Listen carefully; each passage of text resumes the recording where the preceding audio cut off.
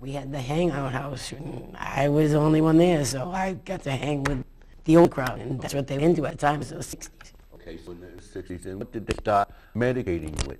Everything. They started with alcohol, and then weed and pills, and went to shooting speed and shoot dope at 14. Okay. And then 14, 24 or something, and then 24 years methadone.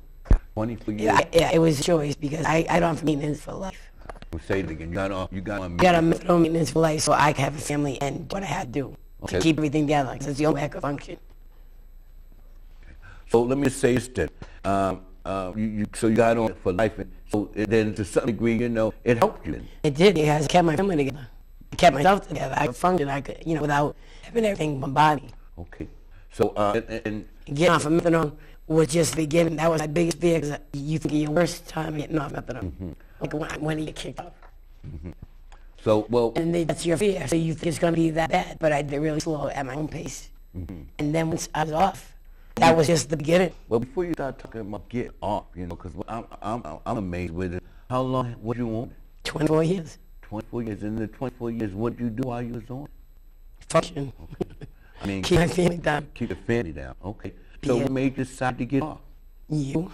I know. Good. He put the thought in my head. I fought him tooth and nail, and I realized that he's right. Let me ask you a question before you get to me being right. I had to try it. First of all, we say that methadone is not, it's not a way of life. That's our thing. No, it's a medicine. I was actually just stagnated, stuck. Stuck for 24 years. I was lost. So, when I talk to you about that, I don't want people to think some kind of villain going around telling people they got to get off of methadone and stuff like that. But you did. I tell you had to get off. You thought that would be the best thing for me to do. Did you agree? Not at first. Once I thought about it, I knew I had to try. Okay. And why wouldn't you? Because I was ready. I was personally ready. I was ready to handle it. I didn't want to withdraw. Okay. Well, what made you not want to get off of it? What do you mean? The 24 years? Yeah. Fear. So basically, I didn't think I could handle everything that was coming at me. And then when I got off, I had 30 panic attacks a day. I was flooded with everything, feelings I never felt. So, can you explain what a panic attack so people might be experiencing the same thing? What is a panic attack? Everybody talks about panic attacks. I thought I was going to die like 30 times a day. And I thought I was going to have a heart attack and just die. And then when you think about it, the worse it gets.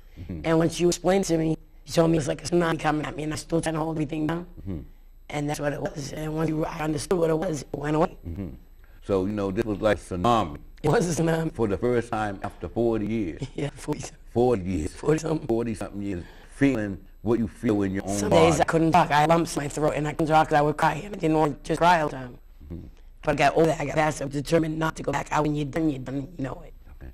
So there are a lot of people say it's done, Right. Now, one of the things that we were dealing with in terms of you, we talked to you about the drug, and, I talked to you about the drug, and my whole conversation with you about the drug was, that the drug was like an anesthesia. It was. It let me function.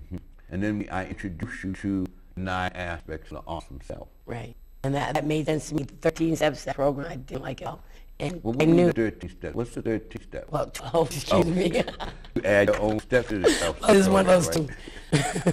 Okay. But with your program, with the 9 aspects, that makes sense because it makes you a whole individual. You're working on all those things. You become whole. That makes sense. Well, what about the, It started off with harm reduction. That was the first key. Going in, getting clean works, whatever you needed. That was outreach, and it pulls people in. And then your harm reduction, that clicked with me. And then after that, it was getting off, dealing with my stuff.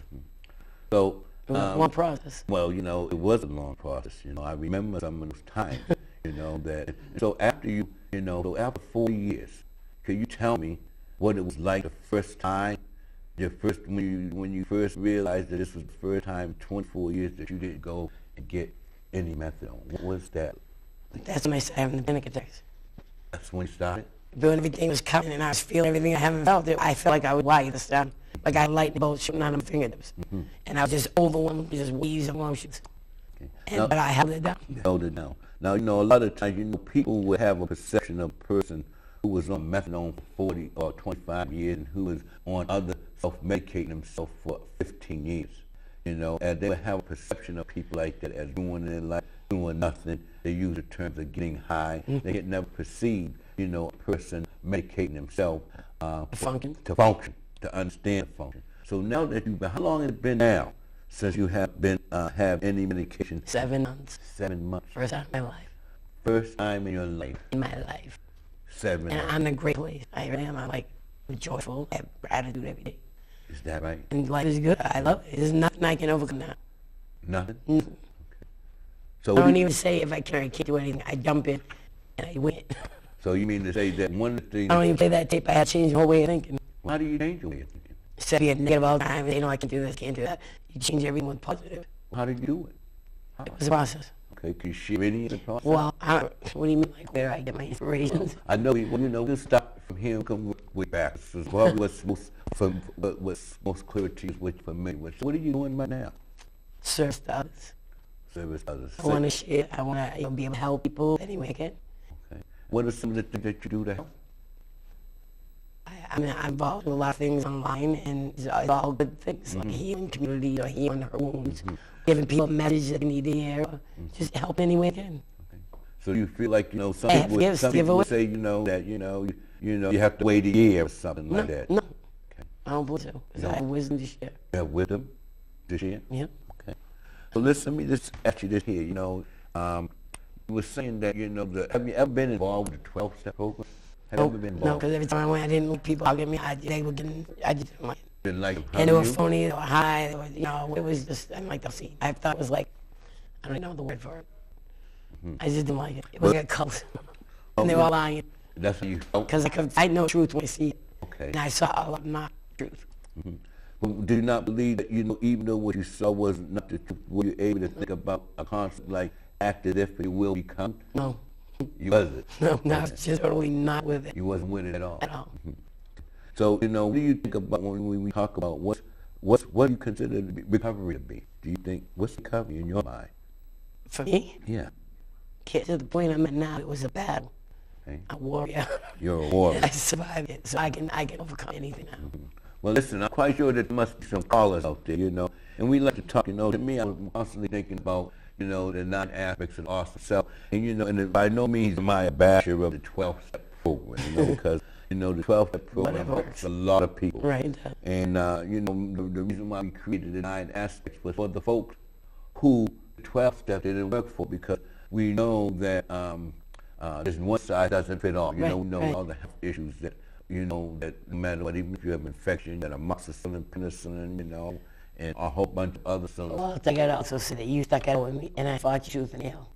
Well, And you were there, you didn't leave. Like, I had a lot of people leave, and I was done with it. But you stuck out, and you fought me, and I fought you. Right. And we got there. well, you know, my motto is that, you know, if I had my way, right, again, my goal is, you know, to change the face of addiction. You know, that, you know, I don't want people to think that I'm totally, I think that addiction, you know, awesome human beings suffering from a disease of addiction is acceptable to me. But I think that for the sake of convenience, it's so bad, the stigma is so bad that, you know, the human being seems to have diminished himself and believes truly that he's no longer a human being, or maybe he doesn't believe he's a human being, but identifies himself as an addict. It never stuck on me because I just, you know, I never believed that word because I never was that to me. Well, you know, do you believe you had the sickness? Oh, yeah, I had it. Because the fact of the matter is all human beings, you know, are human beings. But I know what you're saying. I treated that. I went to doctors, so I wouldn't go to doctors and take care of my health. There's a lot of areas where it is stigmatized. But without methadone, I couldn't have kept my family together. So that was the primary thing you was concerned If I couldn't do it about. for me, I did it for my family. Well, tell me a little bit about your family. I have 2 kids. Well, I have 3 kids. One grown, and the other 2 have Asperger's. What is Asperger's? It's a form of autism. Like they're highly intelligent, but they just don't get normal situations. Like they don't understand. Like my son's an island unto himself. He doesn't need anybody. He doesn't know how to socialize. And he doesn't get social situations. All right. So it's really hard, but he's in college. He's in college. He's in college. I'm proud of him. Raising grandsons since he's 3. He's got Asperger's. Okay. And I've been fighting that fight too. Okay. So, and it's amazing because there are a lot of people that would think that, you know, if you're an addict, okay. Right. Okay. When, you know, we're changing the whole language, you know, who gets high. And you really I get numb. you really know that you drugs didn't get you high no more. No, they just me like a function. Right. And a lot of people the same case. And for many of those people, they'll probably be all right if they get in a lot of trouble chasing the medicine. Right. You know? But there's things that I just wouldn't do. Like what? I always kept it together. It was always house and kids, house and my kids. That was my priority. Your house and kids.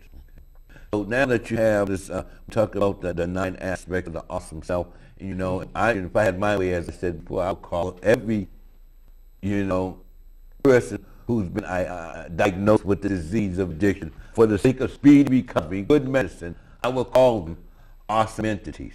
Beyond measure. Especially with special purpose. And when you think about, you know... I had a hard time when you used to say that you're awesome beyond measure. I had a hard time. What was so hard? I don't self-acceptance, loving myself.